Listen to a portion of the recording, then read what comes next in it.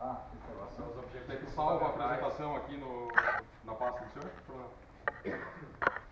Esse pode colocar. Exceto os vídeos. Exceto os vídeos. Se o vídeo ficar aí, tá? Não, a apresentação completa. Só remover aqui o pendrive. E o celular.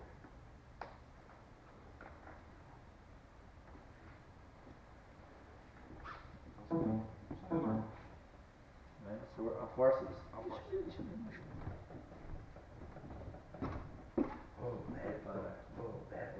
O único que tem fã clube aqui sou eu. Mas tu foi no site. Vamos lá, somos todos ouvidos. Então vamos lá, né? Boa noite a todos. É bom começar com boa noite.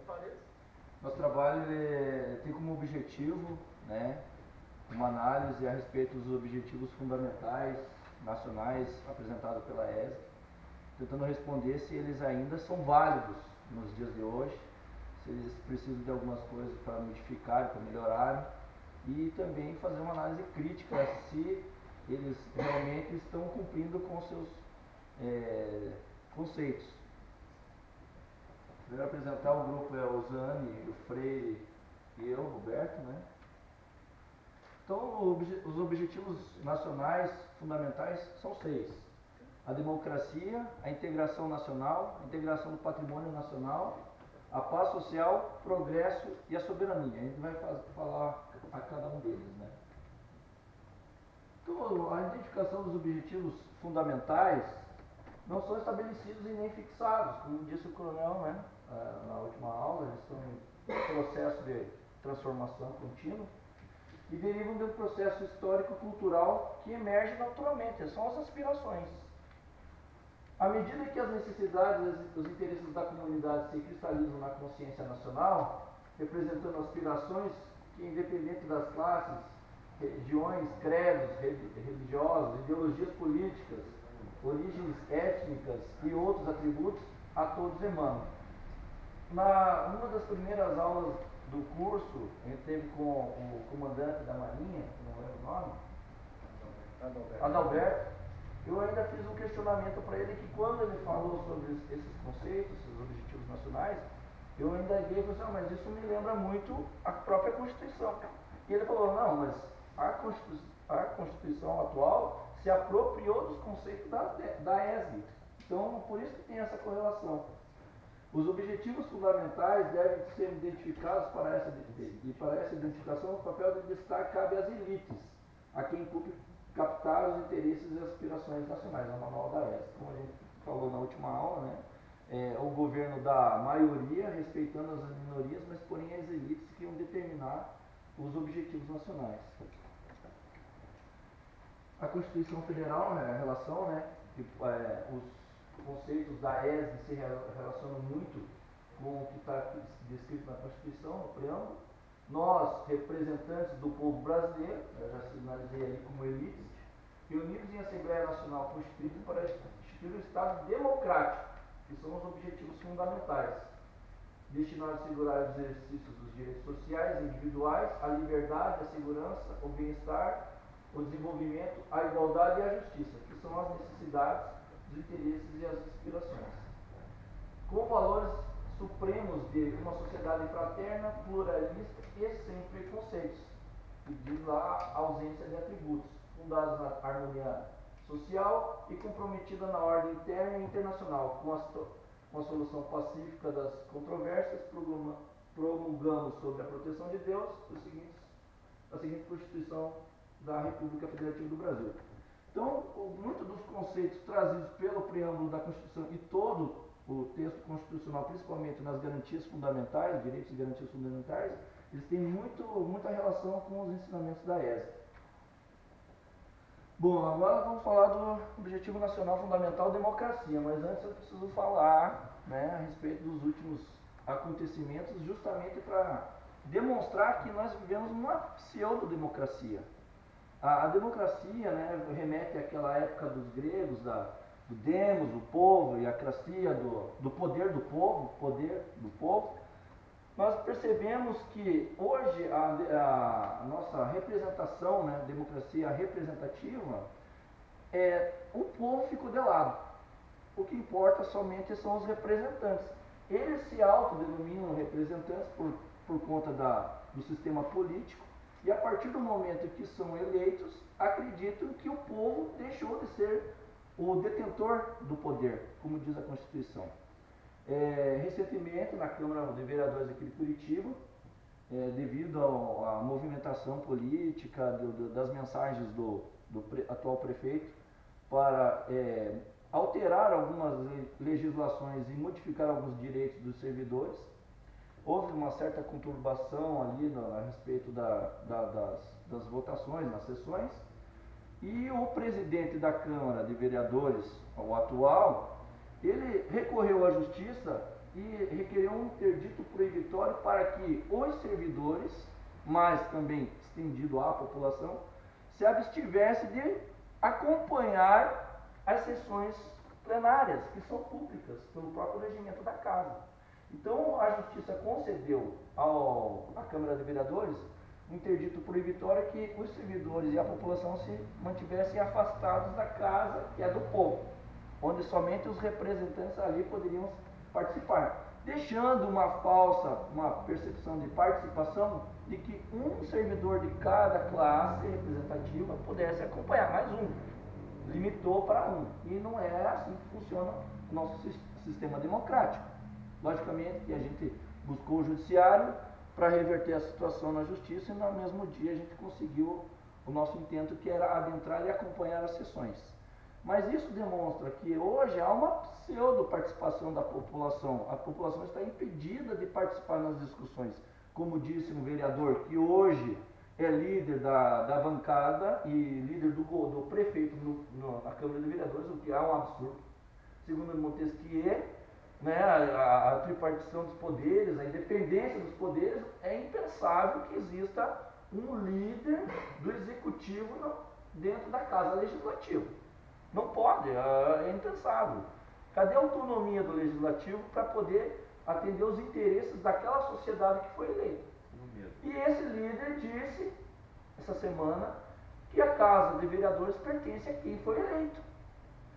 Segundo a ideia de democracia, do governo da maioria, que as pessoas elegem pela grande maioria, escolhem seus representantes, no nosso sistema atual de eleição, que tem um coeficiente, nem sempre a pessoa que é mais votada é a que vai ocupar o cargo político, devido à questão das coligações. Acontece que, como ocorreu na última eleição para o pleito municipal, um determinado candidato que venceu o primeiro turno, né, da eleição, ele arrastou consigo um número de cadeiras do Legislativo, mas ele não foi o vencedor. E daí, nisso, demonstra que pessoas que tiveram 13, 14 mil votos não foram contempladas com uma cadeira, mas dentro do sistema eleitoral brasileiro, uma que teve 5 mil conseguiu, porque é uma questão da democracia participativa.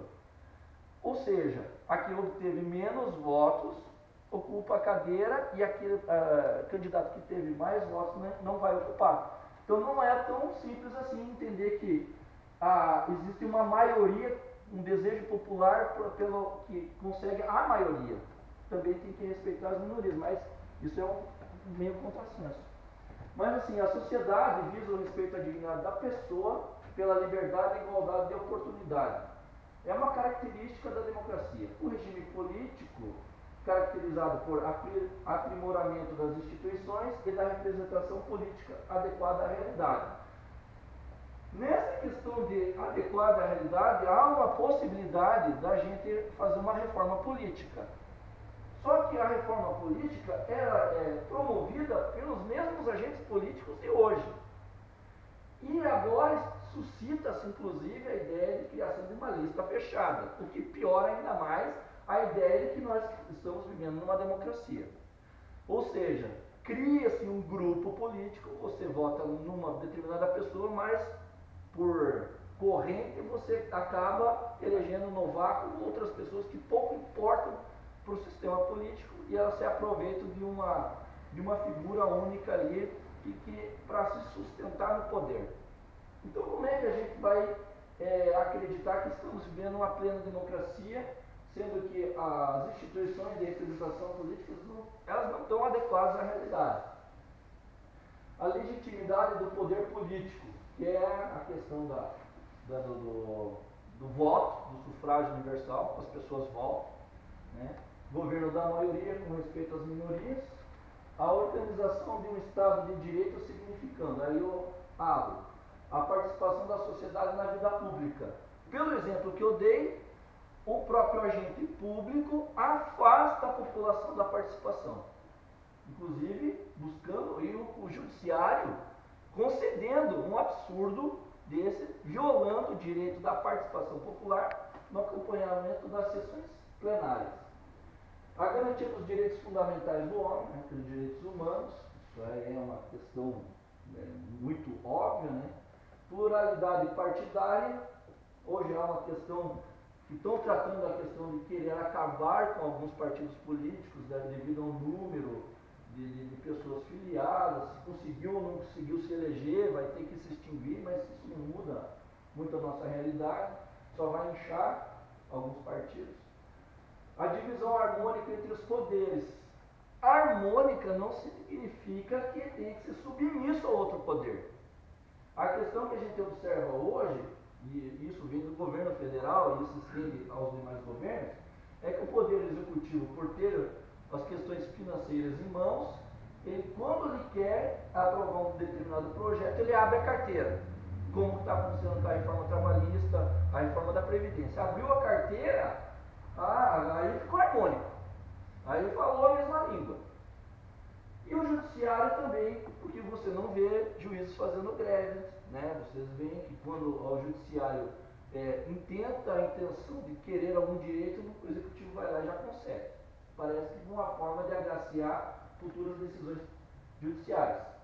Responsabilidade dos governantes e governados na ação política. Bom, falta um pouco dessa responsabilidade. Alternância no poder. Esse é um dos critérios objetivos da democracia, uma das características. Alternância política no poder, mas às vezes altera o partido político, mas algumas certas ideologias elas são muito difíceis de modificar. Voltando lá, uma das características, a sociedade visa o respeito à dignidade da pessoa pela liberdade e igualdade de oportunidade. Isso já volta, remete à Constituição Federal, nos princípios fundamentais. A República Federativa do Brasil, formada pela União Indissolúvel dos Estados e Municípios e do Distrito Federal, constitui-se em Estado democrático de direito e tem como fundamentos a dignidade da pessoa humana. Então, dos princípios constitucionais, basilares do direito constitucional, é a dignidade da pessoa humana. No inciso terceiro, a dignidade da pessoa humana novamente, mas aí já fazendo um aspas. Considerar o homem dotado de dignidade por sua natureza e seu destino transcendentes, centro de todas as preocupações para o qual devem ser orientadas as políticas e as estratégias. O manual da ESC, página 17.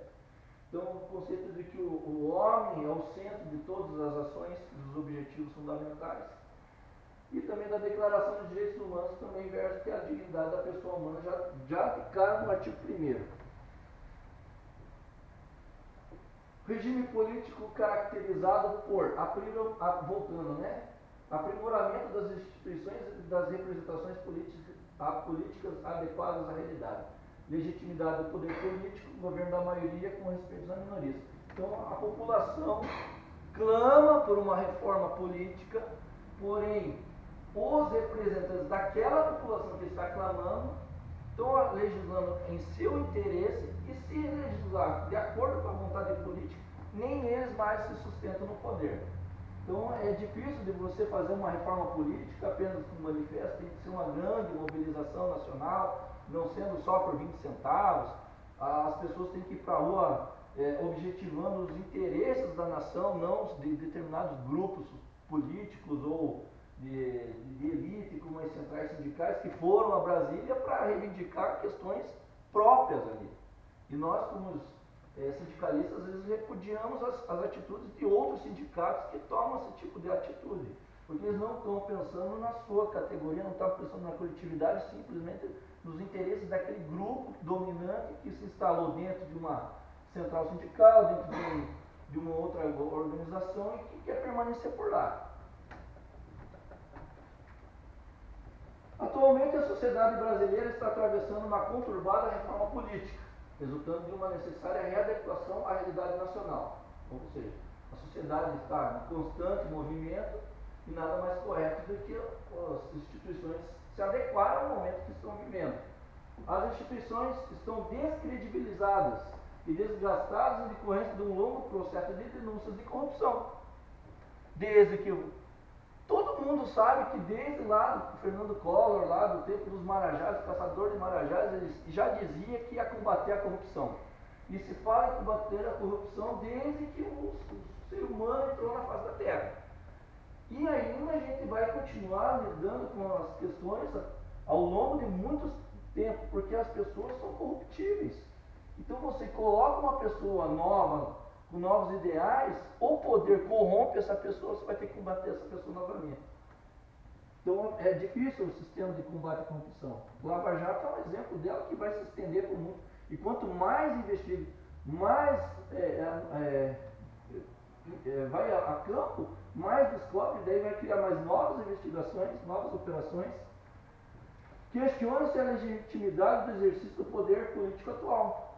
Hoje estão falando que é golpe. Semana passada era golpe, daqui 2 semanas também vão falar que é golpe. Né? Vai entender se o poder foi legítimo. O poder que se instalou hoje no Brasil, ele foi colocado no poder através do voto, porém as pessoas ainda questionam se essas pessoas que estão aqui, dentro do cenário político, elas têm legitimidade para permanecer no cargo que ocupam. Conflito de grupos homogêneos e a sobreposição das minorias às maiorias. Isso também está acontecendo. A questão de pequenos grupos sociais estão querendo colocar sua vontade em cima dos grandes grupos sociais. Isso a gente vê com a questão do racismo, a questão da homofobia, a questão dos adolescentes e assim por diante. Eles querem criar leis para atender os interesses daquele determinado grupo e pouco importa o que o grande grupo está pensando, a maioria das pessoas estão pensando. Inclusive tem vereadores que estão querendo ter a ideia de criar ônibus cor-de-rosas para atender, aí banheiros para transexuais. Porra, mas chega um momento que a grande maioria fica ali, não, peraí, então vamos atender todos os direitos deles e vamos esquecer do nosso. Começa por aí. É uma reflexão, não é uma crítica aí ao determinado grupo, mas é uma reflexão. A organização do Estado de Direito significando a participação da sociedade na vida pública. Os representantes ignoram a locução popular. Recentemente, dentro da reforma da Previdência e dos dias que eu estive em Brasília, eu tive não tem como não esquecer, né, que o presidente atual da Câmara de Deputados Federais, Rodrigo Maia, veio a público e falou com todas as letras que os deputados não estão ali para fazer a vontade do povo. Falou que pouco importa a comoção popular. O mandato é deles, eles que vão determinar se eles vão fazer ou não vão fazer. E isso se deu em virtude daquelas 10 medidas contra a corrupção propostas pelo Ministério Público. O Ministério Público criou, dentro da Lava Jato, uma proposta de lei que teve assinatura de milhares de pessoas, né, mais de milhões de pessoas, e colocaram um projeto para tramitar. E o Rodrigo Maia não, começaram a desfigurar totalmente o projeto e depois veio com essa, olha, vocês não podem desfigurar o projeto. Ou vocês têm que dizer, aceito ou não aceito. Não. A vontade do popular às vezes não é o que determina aqui dentro da casa. Então, se ele é representante do povo, está indo contra aquilo que o povo está reclamando, que é criar as medidas de corrupção, estão ignorando a nossa locução. Como diz ali, não somos obrigados a aprovar tudo que chega nesse plenário, diz Maia. Câmara aprovou o texto anticorrupção na madrugada, mas desfigurou o projeto. O presidente do STF, procuradores e associações criticaram deputados, matéria do portal G1 Notícias. Essa foi a fala, isso repercutiu. Então eles estão um pouco se importando com a opinião popular, porque eles entenderam que aquelas medidas atingem inclusive eles. Agora o Caixa 2 sempre foi crime, mas, bom, se for declarado, se não for declarado, aí já começa a distorcer o contexto do projeto. Voltando lá a garantir os direitos fundamentais do homem, título 2, né, todos são iguais perante a lei, sem distinções de qualquer natureza, se garantidos os brasileiros, os estrangeiros residentes do país, o direito à vida, à liberdade, à propriedade, à segurança, nos termos seguintes.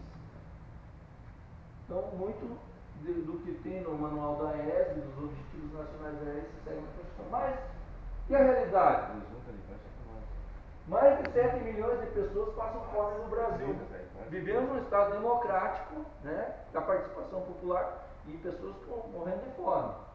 Em um ano, 2.300 pessoas morrem à espera de um transplante no país. O número de homicídios no Brasil é maior do que em países em guerra. Isso que estamos vivendo num país em estado de paz e democrático.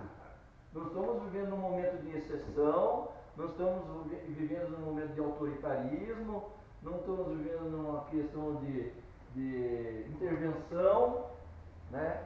Nós estamos vivendo em paz e num estado democrático.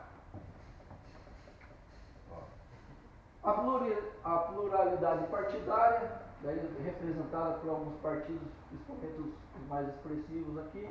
Atualmente são 35 partidos políticos no Brasil. Aí vai da ideia de criar novos, que a lei não proíbe, só estabelece regras, né? A divisão harmônica entre os poderes. Montesquieu colocava que cumpre aquele que faz as leis, não as execute nem as julgue. Cumpre aquele que julga, não faça as leis e nem as execute. Cumpre que aquele que executa, nem faça as leis nem as julgue. Assim, se firma a ideia de tripartição do exercício do poder, que é a representação dos poderes nacionais, né, dos poderes do executivo, legislativo e judiciário. Mas Barão de Montesquieu já tinha a ideia de que a pessoa que concentra todas essas regras, todos esses poderes, ele acaba abusando do poder, porque ele não encontra limites. O homem vai até onde encontra limites. E a partir do momento em que a ideia de tripartição dos poderes, que é um dos princípios basilares da democracia, é a ideia que a pessoa tenha o seu poder limitado e outro possa fiscalizar esse poder, de check and balances. Daí o que acontece? Havendo um poder executivo pagando legislativo para legislar a favor do governo, querendo ter a sua base aliada. Não dá para entender a ideia de base aliada. E a questão do judiciário, que só se movimenta nos interesses que o executivo demanda, porque é dali que vem o dinheiro. Então não temos a tripartição de poderes. Temos uma pseudo-ideia de tripartição de poderes, uma pseudo-democracia.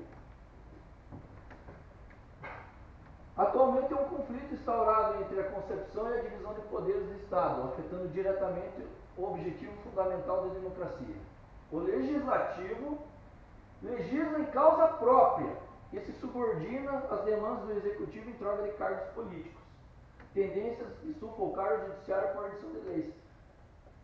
Hoje a pessoa é eleita para ocupar um cargo político, mas o executivo fala assim: não, vou trazer você do legislativo e vou colocar você dentro do ministério, faço o que eu mando e ali quem manda sou eu, e a gente vai se acertar politicamente, e eu vou loteando aqui as minhas secretarias, vou loteando meus ministérios, as minhas empresas brasileiras, e assim vai. Então há um poder preemente do executivo sobre o legislativo. O executivo descumpre a legislação e adota a posição de controle dos demais poderes. O legislativo cria as normas, o executivo simplesmente não cumpre e o judiciário dá um jeitinho de arrumar a casa. legisla, o judiciário acaba legislando e passa a dar interpretações diversas do próprio texto normativo. Como em algumas vezes, né, a gente já entrou conversamos sobre isso, que o judiciário acaba legislando, tentando achar uma solução para o caso, mas às vezes ele exagera na dose. Ele cria uma regra de direito que era dever do legislativo ter feito. Mas como o legislativo, pela ideia de que os poderes são independentes, não pode ter interferência de um poder no outro, não tem como forçar o legislador, faça essa lei. Ele deixa lá em stand-by, quando entendeu o interesse dele, ele vai lá e executa, mas o judiciário é obrigado a dar uma resposta. Ele precisa dar uma resposta e acaba legislando. A responsabilidade dos governantes e governados na ação política, aspas, né? Não basta aos cidadãos terem responsabilidade civil. Não basta as empresas terem responsabilidade social. Não basta também aos governos terem responsabilidade fiscal. É preciso o compromisso de todos com a responsabilidade política, expressão de uma verdadeira cultura de cidadania. Então, nós todos somos participantes desse mundo. Nós temos responsabilidade. Não adianta uma parte fazer bem feito o trabalho de casa e a outra não fazer. Né? Então, se é um texto tirado da internet. Alternância no poder. Alternância no poder é vital para a democracia, pois permite novas visões e concepções que possam mostrar os contrastes da atividade política. Graças a Deus. Senão teríamos um governo eterno. E o governo eterno ia ser um governo complicado de se dar, porque você não ia ter uma ideia nova que ia já de plano ser defenestrado. Persiste, no caso da democracia, persiste a validade da democracia como objetivo nacional fundamental em virtude de sua importância ao desenvolvimento do projeto de nação. Ela persiste, embora com todos esses defeitos que eu acabei de mostrar, ela persiste e continua válida.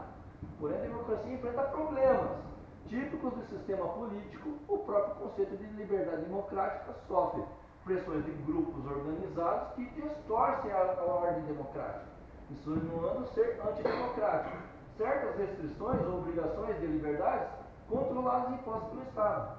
Então, o que acontece é que a gente tem grupos políticos que se dizem democráticos, mas na verdade estão agindo de forma antidemocrática, impedindo inclusive a participação da população nas decisões.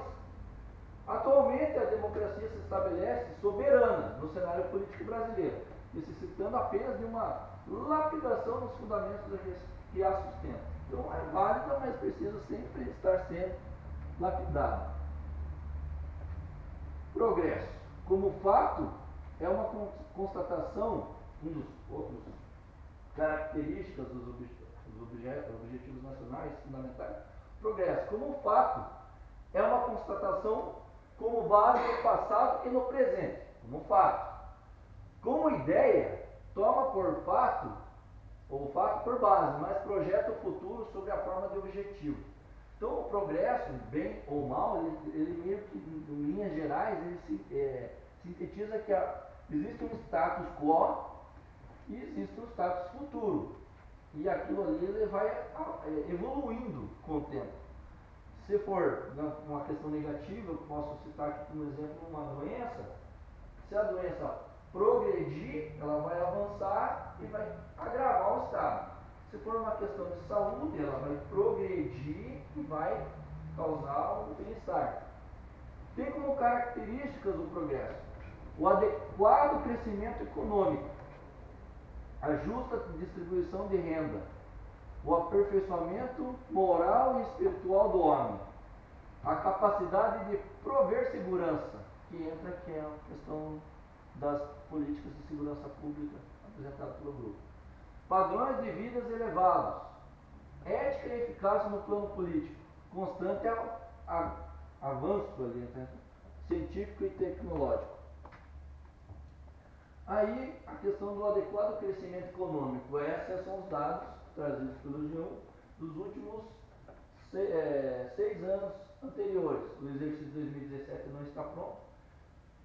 Apresenta pelo gráfico aqui que não há uma evolução, mas é uma involução do PIB.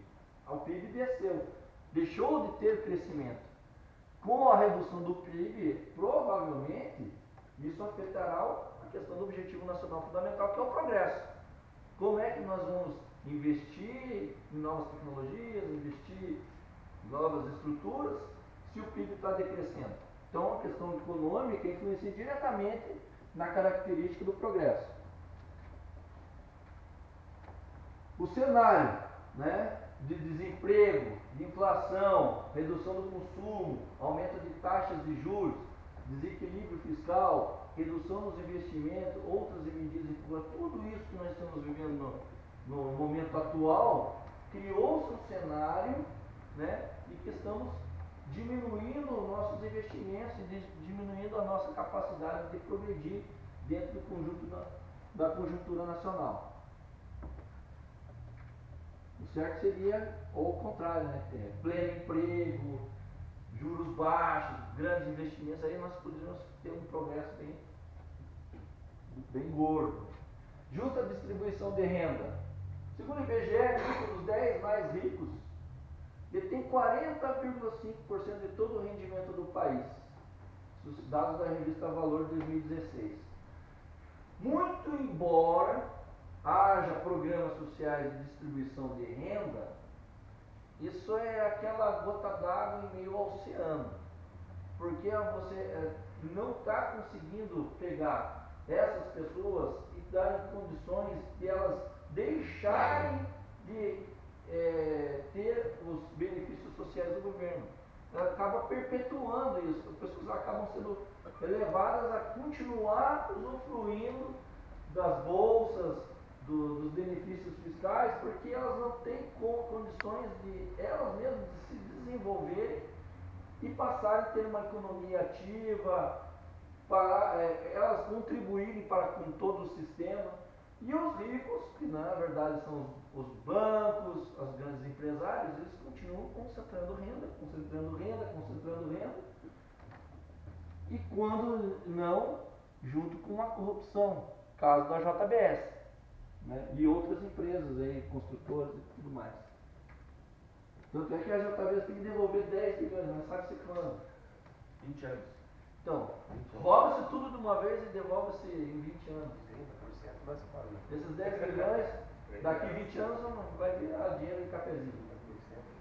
Aqui já a questão do homem, né? O fundamento principal de todo o trabalho da ESG. Aperfeiçoamento, a quem se dirige, né? Aperfeiçoamento moral e espiritual do homem.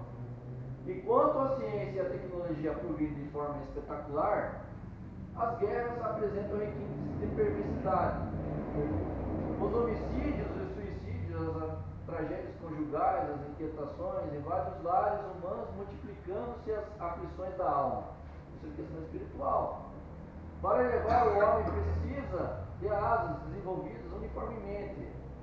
O do conhecimento e da moral, as duas são imprescindíveis para que ele possa alçar voos mais altos em sua caminhada evolutiva.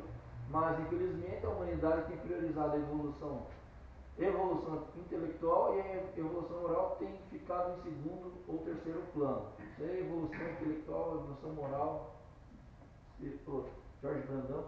Naquele caso ali, que até o Tavares apresentou no vídeo ali, a gente já percebe que as pessoas estão perdendo valor pela vida, estão perdendo a crença, estão perdendo o amor pelo próximo, estão perdendo o respeito, estão perdendo os valores que sustentam toda a sociedade. Então a gente precisa sempre estar trabalhando a família, trabalhando o homem, trabalhando a comunidade, para que a gente possa ter um aperfeiçoamento moral e espiritual do ser humano. Capacidade de prover segurança. Dotadamente, pelos dados aqui, a gente já mostrou que o Brasil vive uma guerra sem ser declarada.